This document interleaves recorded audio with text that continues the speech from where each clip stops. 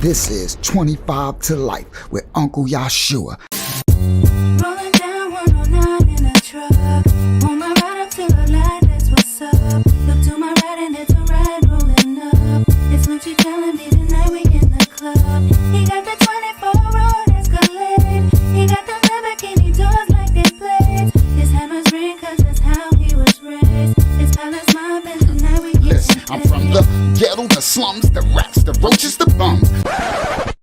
This is 25 to Life with Uncle Yahshua. Let's go. Welcome to 25 to Life with Uncle Yahshua. I'm your host, Uncle Yahshua. There was he's a white guy. I just had his name. Why did it go away? I just had it. Okay, y'all willing? I'll put it in. So, because when I was in this dorm, I became the leader. I was in a drug dorm because I was trying to get the, off of my sentence. So I don't have a felony, so I can come home and do my real estate again. So I went to a drug dorm to do a drug program so I can complete it and to try to get an outside drug program. If I complete that, then they'll reduce the felony to a misdemeanor. So I don't have to come home to a felony, right? So I was doing that. So I'm in this drug dorm. I became the expediter. Like I was the one doing all the lead in the dorm, the talking. So a lot of the young, so at this time in Long Island, this is when the heroin epidemic first started. Heroin on young white children. Suburban white kids started doing heroin. Heroin was a drug from the 70s that they put on our people, right? And it resurfaced to the young white kids in suburbia. It started on Long Island. I even have the newspaper clippings. It was an epidemic. I'm talking about suburban mothers, people with money,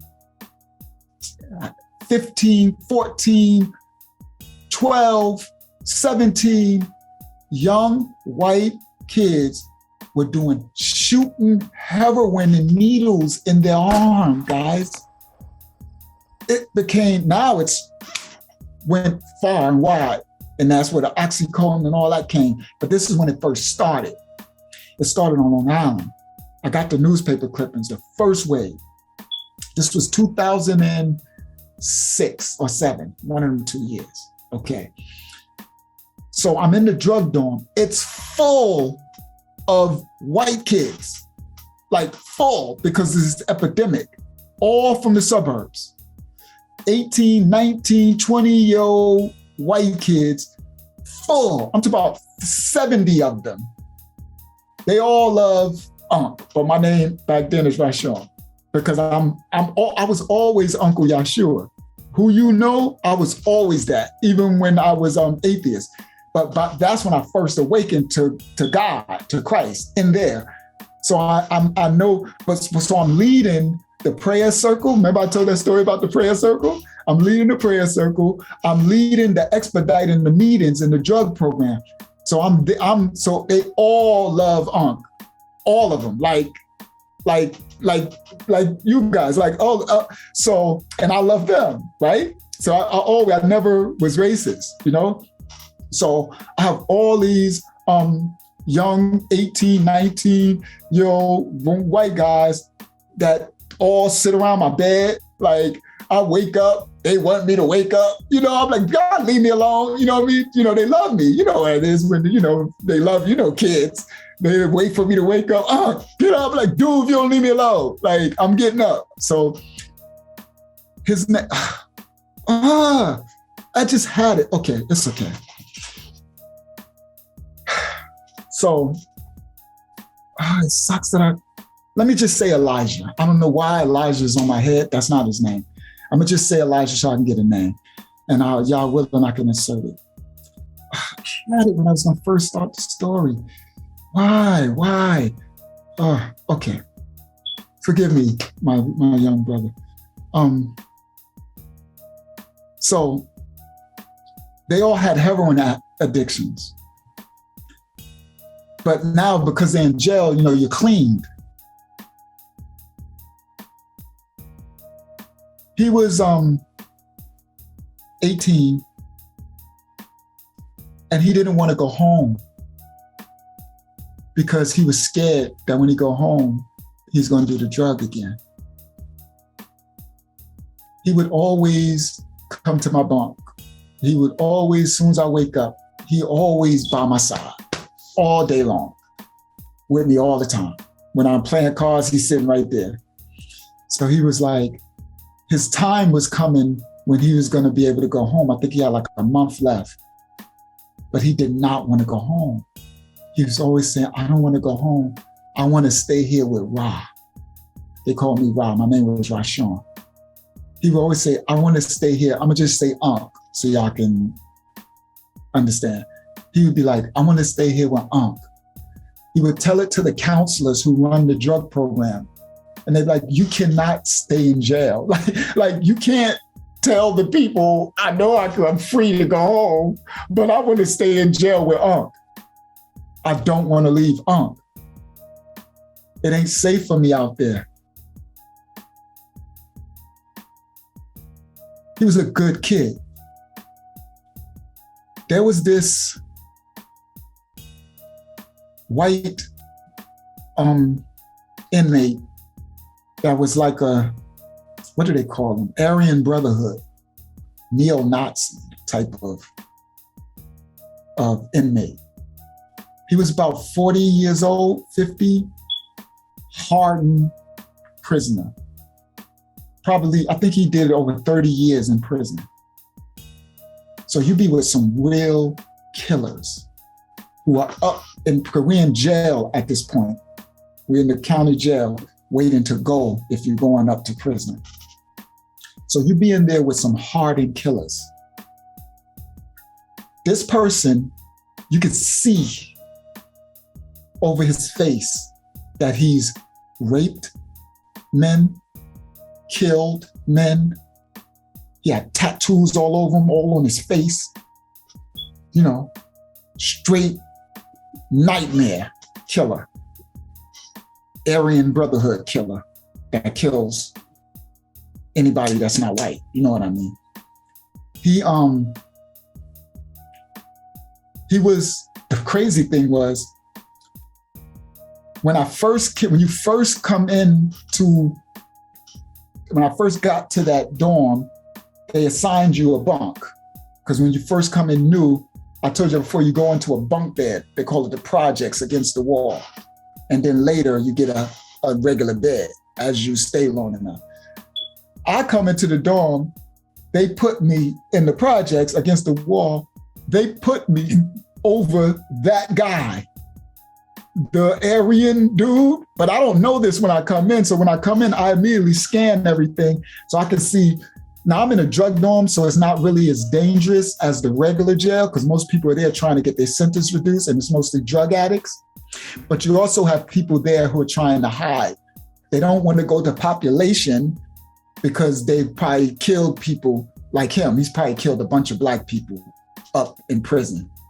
So he ain't trying to be in a population where somebody can realize that's that dude who killed, you know what I mean? So he's in the drug program, probably hiding, right? So I had seen him when I came in and I was like, ooh, this person's a demon. I could literally see the demons over him, tattoos all over his face. I could tell he killed a lot of Black people. You know, he would kill me if he ever had the chance. So whatever, I'm going to do, people come up to me, talking to me and everything. So they tell my number. I go over there when the night end, I go to make my bed. Here he come over. I'm looking like, where's he coming? I know he about to come. He came right and slept under me. So I'm sleeping on top of this ARYAN killer dude who kills Black people. Like, I'm like, oh my goodness. You know what I mean? So I'm like, oh my goodness, you know, but we in jail. So in prison, I wouldn't have did it. In prison, I would have did something to get sent out of there because he'll end up killing you. Or some of them will come in, they'll try to rape you or whatever in jail. It's no joke. In prison, I would have just hooked off on him to get packed up. I ain't about to bunk with this ARYAN Brotherhood killer dude. So anyway, but in jail, it's different. So I'm telling that because he's my bunkmate. He's under me. And I know he hates my guts because, you know, he hates Black people, like literally. You can smell it. And nobody messes with him because he's a killer. You know, he don't mess with nobody. Nobody mess with him. He's really a killer. So Russell, that's his name. Thank you, y'all. Russell. So Russell, I miss Russ. So Russell, so Russell would always come to my bunk. You know what I mean? And one time, I'm doing something. I'm somewhere else in the dorm, and Russell would just go and sit on my bunk, just to be by Aunt. You know what I mean? That, you know, he just loved me so much. And it's okay. He'll go sit and read my books. He'll go sit on my bunk. So all of a sudden, I hear this commotion, and somebody like, yo, Aunt. You know, they say Rob, but they're like, yo, Aunt, he messing with Russell. And I look, and it's that Aryan Brotherhood dude. I mean, he got drool coming out of his mouth. He was like, I'll rape you. I'll rape you. He was saying, I'll do this. And I mean, he was drooling. He was like, his eyes were red, like that demon takes over. He was like, I'll rape you. He was saying all this crazy. He was yelling to the top of his lungs. And Russell was like trying to get away from him. And he had him cornered because our thing was in a corner. Our bunk was by the wall. And I was like, and I went run over there and I was like, yo, and he turned around. And it was like a lion and a jackal, a hyena or something. He turned around and I was like, and we both just stared at each other. I said, what you gonna do? He was like, he looked at me in my eyes and he said, I'll kill him. I'll slit his throat and then I'll rape his corpse. And he meant it. And I said, Russ, come on. And then Russ, I said, climb through, climb over, jump on the other side. Don't need to go past him. And then we was just at a standoff looking at each other. And then I walked away and walked with Russell to the bed. And I said, what happened? And he said, nothing, man. He always be looking at me every time I come over there. I'm like, don't come to my bed no more. He's dangerous. He wants to rape you. Those people, they see them youngsters as like women because they've been so hard and conditioned from prison. That's what they've done. But they come down for a new charge and they're in the county jail with you. You could be in there for a traffic ticket. Do you understand that?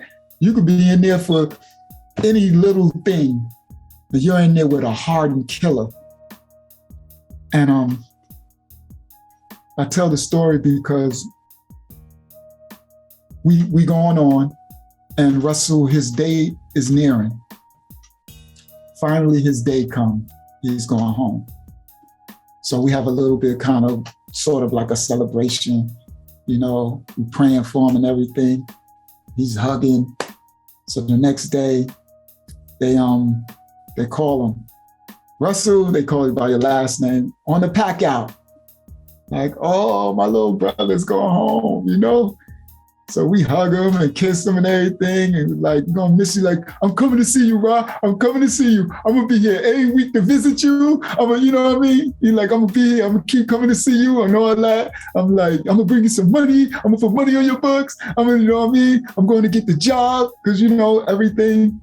And he goes home and you know, we all happy. And then about 4 days later, the counselor that runs the whole thing, he runs the whole program. He comes and they pop the gate and he never comes in there. And he's like, he called me because I'm an expediter. I run the whole dorm. He said, call a meeting. So I called the meeting and he's like, I got a letter for you.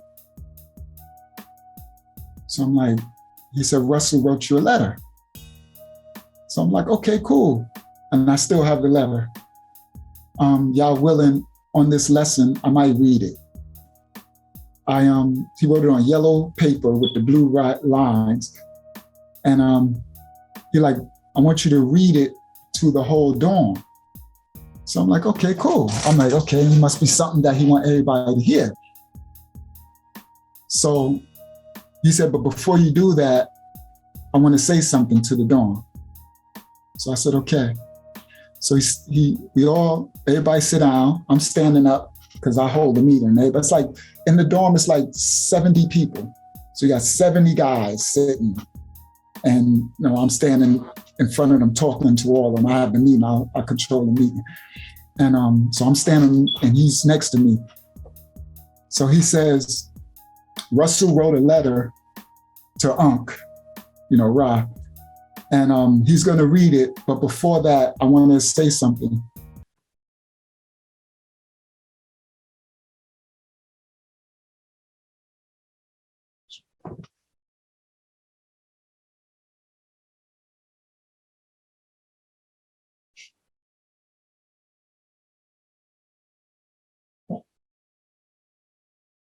Man, that hit me. Sorry, God. That hadn't hit me since 2007.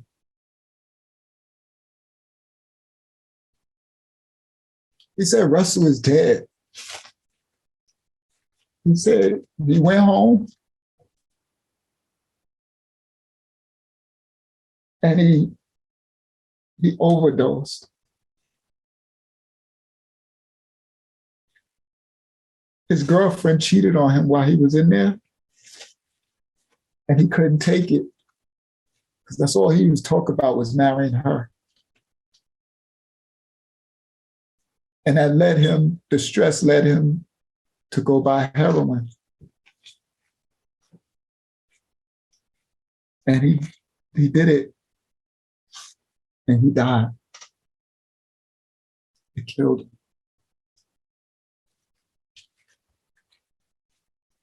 Then he said, now read the letter.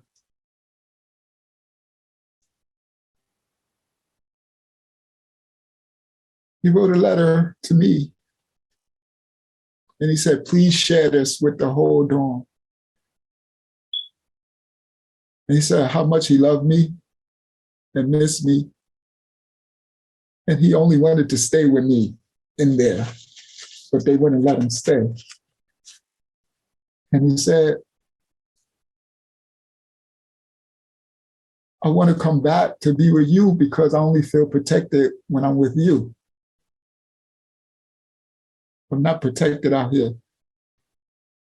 He said, my girlfriend left me and I got a job, but I need you. And then he said, I don't remember everything, but he said, tell this one I said hi, tell everything. And he's like, I love you so much. I'm gonna try to do a crime to come back so that I can be with you.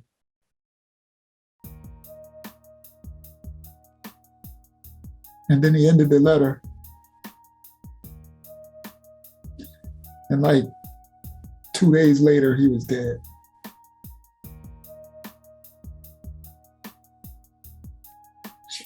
It hit me because that was like my little brother.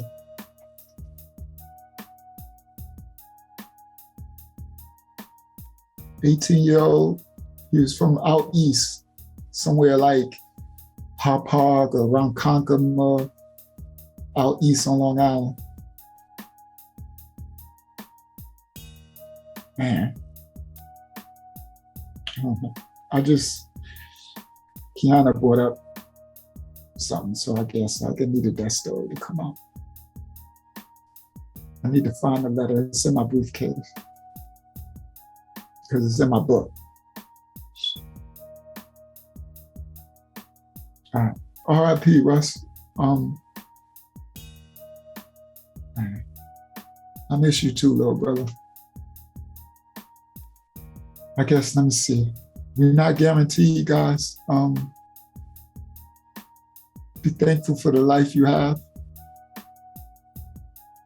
Be thankful for the shalom you have, the resources you have.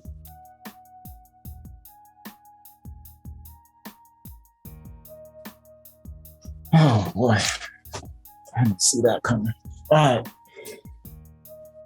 didn't see that coming. Well, Kiana, you brought that out. I don't know, I start telling the story and then it's like, okay. All right, so at least I told Russell's story. Wow, I miss you, Russ. My little brother, I can see his face, guys. He loved me so much. There was a lot of them. There was a lot of them. Praise y'all.